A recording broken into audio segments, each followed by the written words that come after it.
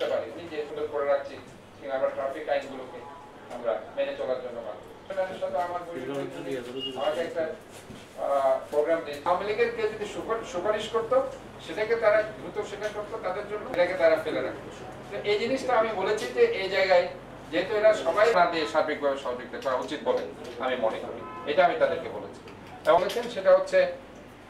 এখানে visa process যেটা আমাদের অনেকদিন লাগে, বিশেষ করে চামড়া তারা র লেদার স্মিথ যিনি সবচেয়ে পাওয়ারফুল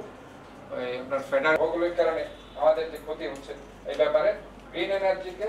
তারা অবশ্য কানাডা সেখানে ইনভেস্ট করবে। সোফার এগুলো আমি মনে করছি যেগুলো একটা ফোন করে বলেছে আপনারা এখনই যান, গিয়ে সেখানে কি অবস্থা দেখেন এবং সরজম আমি দেখেছি, আমি নিজেও আসার পর আপনারা দেখেছেন যে কানাডা থেকে অর্থনৈতিক জিডিপি বাড়াচ্ছে, কাজে সেখানে দলকে প্রাধান্য না দিয়ে